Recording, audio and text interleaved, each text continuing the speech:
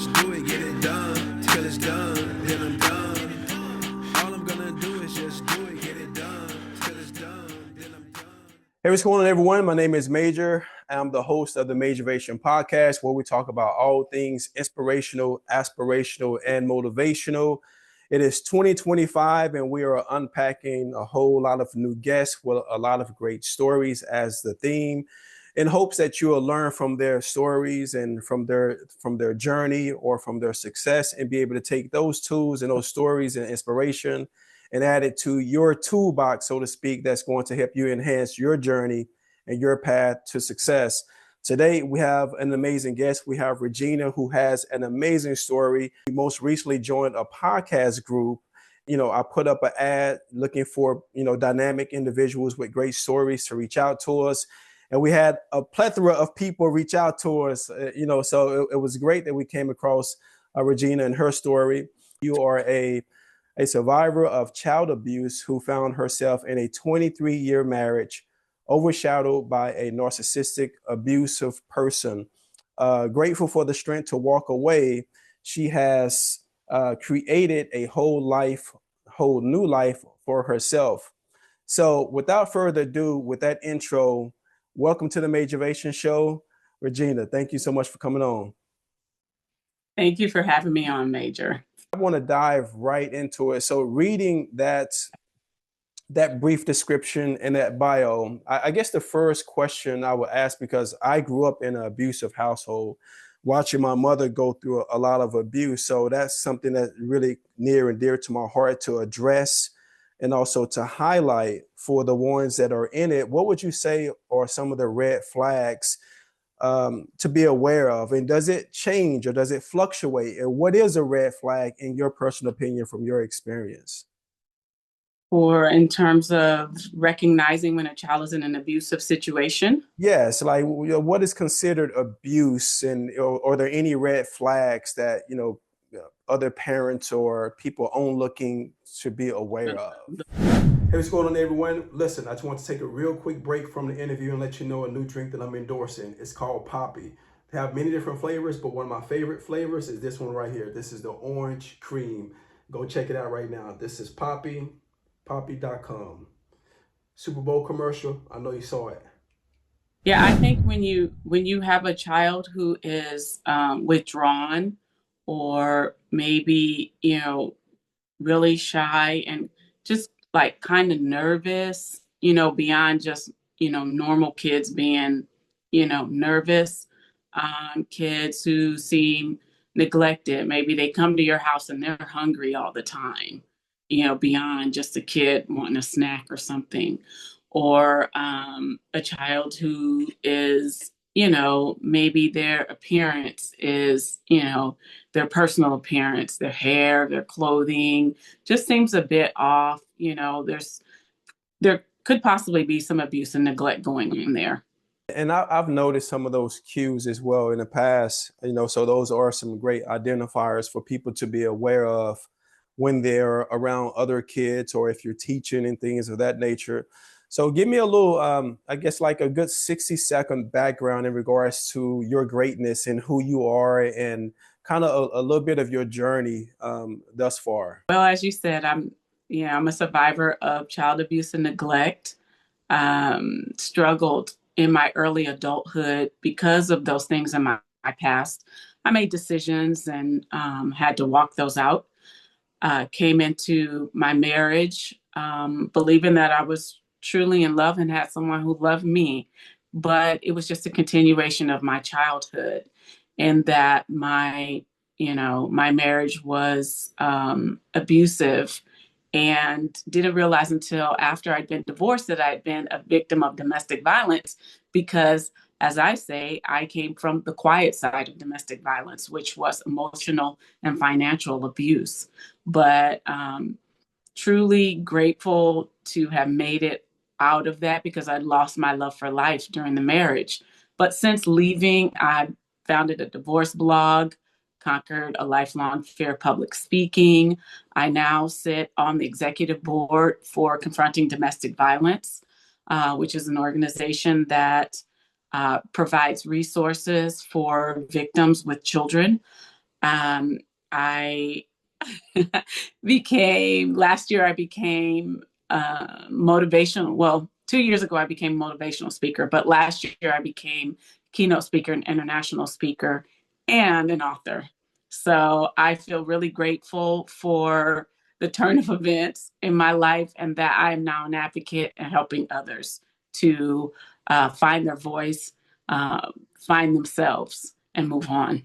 The greatest reward that you can give anyone when you've conquered or went through something is serving others as well. And I think through communication and being a part of those different groups is a great way to do that. So what was there a defining moment when you decided to become more vocal or really face that fear of communication? Because I talk about that often. I was shy in high school, but now I'm this person with this big platform and speak all over the place. What was that defining moment for you to kind of break through? Because a lot of people are afraid of public speaking. Right. In high school, I remember taking an F on a project because I did not want to get up in front of the classroom to speak. So to go from that moment to where I am now, it's been a journey. Starting out with a divorce blog, I realized that at some point I needed to use my face and my voice to reach more people, to get my story out there, to help others. And so I was talking to one of my best friends one day and I said, this is what I'm going to have to do. And it wasn't long after that I was asked to speak at an abuse symposium at a big resort and casino here locally. And after I accepted, I started to shake, but I really pull myself together and just focus on the mission. A lot of times, I find that when I have something major to do that I'm nervous about, or maybe some part of my past is triggering me, I get centered and focused on the mission. The mission is for me to share my story, to bring awareness, and to cause people to move into action. Hello to all my major readers out there in the world. Listen, I am enjoying the interview just as much as you are, but I want to take a quick break just to tell you about my 30-minute and my 60-minute strategy calls that I recently launched, and it's just for you. Now, if you are an entrepreneur, if you're trying to learn how to sell, build a personal brand, you're an executive or a business owner, these strategy calls are specifically for you. I've had the opportunity to work with a lot of great mentors, but I also have real life experiences that will directly help you on your mission. So send me an email at the Majoration Podcast or just DM me on Instagram at Major Williams, and I'll see you on that call. Now, back to the episode. Oh, I love that. So talk to me more about the divorce blog. Like what is the premise of that? Obviously the name kind of, lets me know what it's about, but how important was it for you to create that platform to share your stories, and what has the impact been on others that you've connected with over this time period? Right. So actually, as I was going through the process of divorce, I began to journal. I got an app on my phone that had a separate passcode, and I just started just offloading all of the feelings and things that I was going through while I was going through my divorce. One day I let a friend of mine read it, and she goes, "Have you thought about reading a book?" Or writing a book? And I said, "No, not yet. I don't feel like that's, something I'm supposed to do right now. But lately I've been feeling like starting a blog. And I didn't really even know what a blog was. But I, took some time, talked to some people, and I figured it out and got going on that path. And since I started it, I've added 4 other writers. We're all divorced. We all write about the various topics of divorce. We cover so many things from abuse to loneliness to moving on with your life and just helping people who are contemplating going through or struggling on the other side of divorce. It was it just was like a labor of love that came out of something that was a need that I had, that I wanted to not only feel for myself but feel for other people. I've had people come on who share their stories of hope and encouragement, and it's just I'm really proud of it. It's a wonderful community. Alamonia Life is, you know, something that came out of my own need. Something just popped up in my head right now, and we become uh, we to a certain degree we become associated with things that we are putting into ourselves in the environments that we hang around, right? How does creating the divorce blog and creating that community help you when nurturing others that are probably thinking about getting married? Like, does it still keep you in a great space of having that hope and encouraging others that marriage could be a great thing for them as well? Like, is there still a fight for that, or is it something that you can still relate to in regards to saying, this could be good for you? Yeah, I still, despite what I've been through and the breakdown of my marriage, I still believe in love. I have people that come to me because they're contemplating, and most people think that because of what I do, I would try to push them into getting divorced. Absolutely not. I went to marriage counseling for years with the hopes of saving my marriage. And so that's always going to be the approach that I have with people, is that I want them. Several people have come to me, uh, just beat down and ready to walk out the door.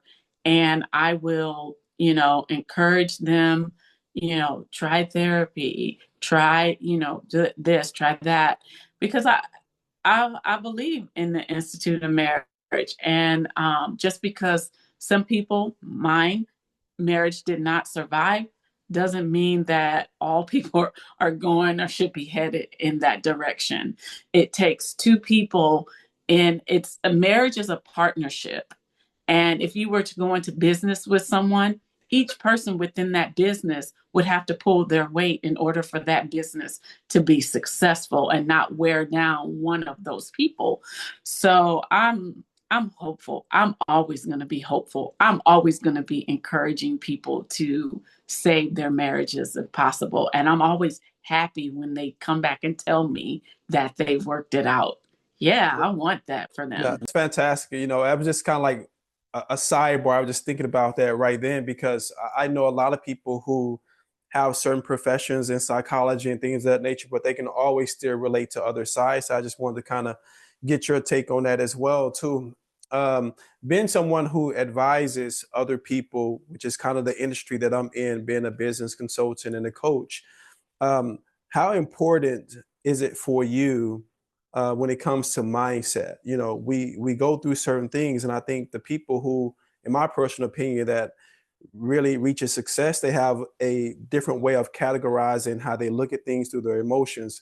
And what I mean by that is this is either an obstacle, an opportunity, or an opportunity. I tend to see all things as an opportunity. Is that safe to say? Is that's a mindset that a lot of people who succeed in your industry and beyond really push forward with that type of mindset? Yeah, I think if you're going to be successful at anything, you're going to have the right mindset and come into things and be able to take them apart and look at them objectively. What was my role? What was the other person's role?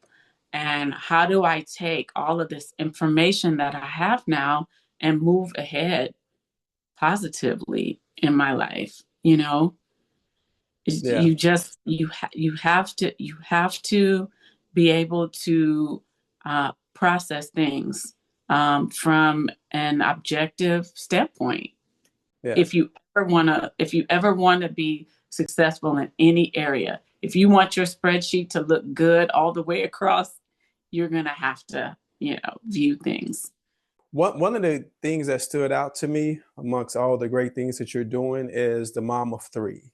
So, talk to me about how rewarding it is to manage life and everything that you're doing while raising your kids as well. How's that experience been for you in regards to motherhood? I'm I am truly excited for this chapter of my life as a mother because I'm free from the marriage. I'm free from something that was not working for me. I was able to step outside of that and embrace who I am, just me, her, she, being completely free, healed, happy, motivated. And my kids get the benefit of having a mom that is in this amazing space, who's done the work on herself and who's willing to stand beside them to help them go through and process the things that they're having to deal with. One of the most amazing things that happened for me recently was at my book launch, my kids were all there. They all want, I offered it to, if you'd like to come, you come. You're not obligated to come because you're my child, but they all wanted to come. But beyond that, we had speakers there, and at the end of the speeches, all three of my kids got up to speak about me as a mom and what I bring to their lives, and that was the best part of the book for me. Yeah. No, that's absolutely amazing, especially when you get that confirmation, from your kids. That's always truly special. So that brings me definitely to my next point. I wanted to spend a good time talking about your accomplishment, which is, being an author and writing a book. Can you kind of like give us a little insight in regards to the book and where people can get it as well? Okay. So lessons on the way to once really just I felt that God wanted me to write this book. And one day I just picked up my laptop and just started, writing my story. And I one of the most important parts of this book was when I realized that I needed to travel back into my past to unlock my future, because there was so much trauma in my childhood that I needed to examine all of that. So I laid everything out like a web, and because I wanted to see how everything was connected, like my childhood coming into early adulthood, the decisions that I made, and why I stayed in a marriage that was not serving me for as long as I did. And I was able to peel back the layers of all of that, and it all made sense to me. But one of my cousins, she loves the part of the book, and we had a long talk about it, that where I say that this book was a love letter from God to me through me. And I honestly believe that, because in writing this book, I was able to heal so many areas that I thought I'd healed in, or areas that I stuffed down, things that I didn't want to talk about and share. But I released it all and I let it go. And I feel like I'm in this new space of complete freedom. I feel like I've been born again, like I'm a new person because of this book. So I'm grateful for not only the impact that the book had on me, but also the impact that I see it having on other people, other women. But beyond that, I'm truly excited about how men have come to me and said, this book has impacted me, made me examine my own childhood trauma, or it made me realize that I need to be a better husband. And when I hear stuff like that, it excites me. It truly excites me. Yeah. That's absolutely amazing. And I'm looking forward to checking out the book myself. I think that, even when I had the opportunity to write my first book, which was a digital version of it, it was called Majoration. I selfishly always tell people it ended up being for myself. First of all, it was me fighting procrastination a couple years before that just to even do it. But once it was actually done, it was like a letter to myself that actually helped me, because if my brand is a Majoration and I'm motivated and inspire people, I can't not be motivated and inspired myself, right? So I 100% agree with your assessment of that, and the fact that you can have that awareness and give that acknowledgement to God as well, which is a strong proponent in my life. my family's life and everything we do. It just makes it that much more special, which also makes me believe that's why it's having that transcending connection with other individuals, including men, as you mentioned. And that lets Right. you know, it works, you know. And so, Yeah. however I can support it, we'll definitely have it in our link as well. And you know, I can't wait to read it as well and share it and give my assessment of it. So Yeah. that'll definitely be fun. But I'm always trying to, you know, ask questions and get pull these stories from different guests that I've interviewed. And you know, just like I said, when I came across your story, I was like, you know, we gotta have her own. Do me a favor, because I know I didn't. I'm just thinking now. I didn't say it in the beginning. Can you pronounce your last name? Because I didn't want to follow that up while I was introducing you. So it's Hiremath. Higher math. That is, I've never heard that name before, and I think it's like fantastic. I want to put it on a T-shirt or something, like just because I know people ask me like, "What is that?" Like, so that's really, I like that. Thank you. That's Thank you. really good. So it's 2025, right? It's 2025. It's a new year, new opportunity. Yeah. A lot of people make resolutions and goals and stuff like that. So for Right. you, over the next, you know, we have a couple more minutes before we get off. Just kind of walk me through some of your aspirations this year. What kind of impact do Regina want to make on 2025? So, one of the things that I'm working on is with the domestic violence organization. Um, I, I'm head of community relations with them, but I'm also working with them on the events. We have an annual fundraising gala. 2024, I was the keynote speaker. This year, I don't want to work both sides of the event. I want to get behind the coordination of the event. So I'm already working with that. I came up with the theme and the title, and we're working on putting some events together to raise awareness for our organization and the event. Um, I have at the end of last year, I was having a meeting with myself and deciding that I was going to work on getting my life coaching certification. So I am currently in the process of doing that. And another goal that I have for this year is to start and complete a workbook that goes with lessons on the way to Onesome, because I would like to do group sessions and workshops. So I that's really kind of the first half of this year. I'm I going to love be it. quite busy doing that. So, But that was a lot of our evolution over the last 2 years, doing workshops. And then we are expanding to conferences and big panels this year. So you're on the right journey in regards to, we're in similar industries in regards to keynote speaking and coaching and just kind of guiding people on their path. And I think it's a huge need for it right now. What is your real quick? What is your take on everything that's happening with the evolution of AI? And the reason why I'm asking you that is that because from from my platform, I talk about the importance of AI in the sense that it's not really a position to complain about, it's really to learn it and how to adapt and use it for good. Because I personally believe that the people that are going to be frustrated are the ones that didn't adapt and use it to make them, you know, more efficient in what they're doing. And it's helped me with my second and third book, and it's helped me with my writing and ads and things of that right, nature. Have you right.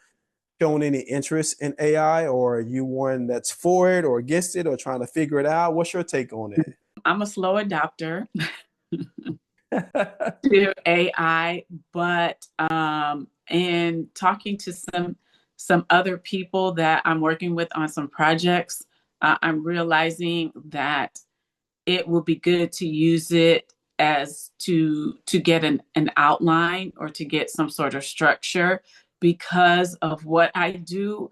There's so much there's a huge emotional piece to that, that everything that I do, I want it to have a strong feeling of emotion behind it. Like, I want people to be able to connect to the emotional part of what I'm writing and how I'm feeling, so that I know that the little bit I do use it to maybe to, give me some structure and some guidance around something, or to make a suggestion, but I'm always going to grab it and add my emotional piece to it.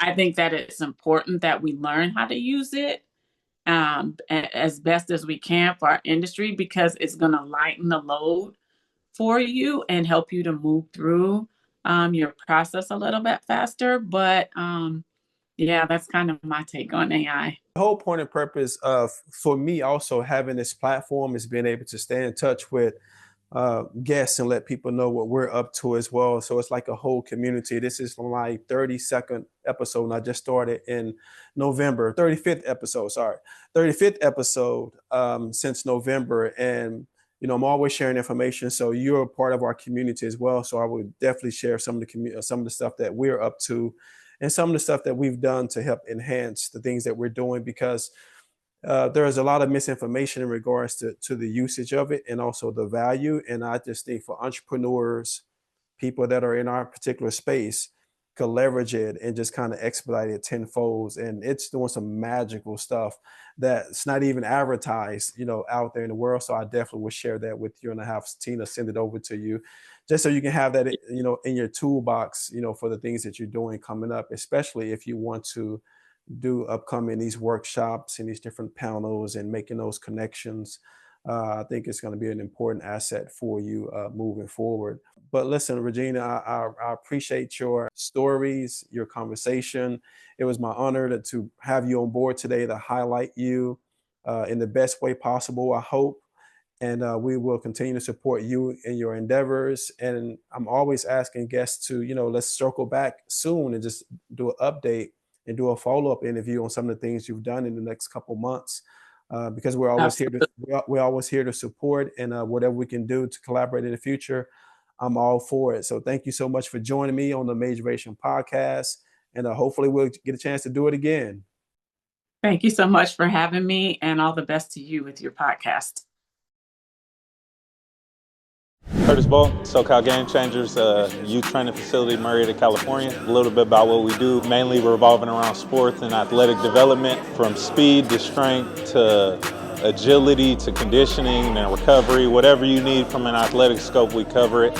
As well as athletics, we also focus on academics in here, from a staff of former collegiate and pro athletes.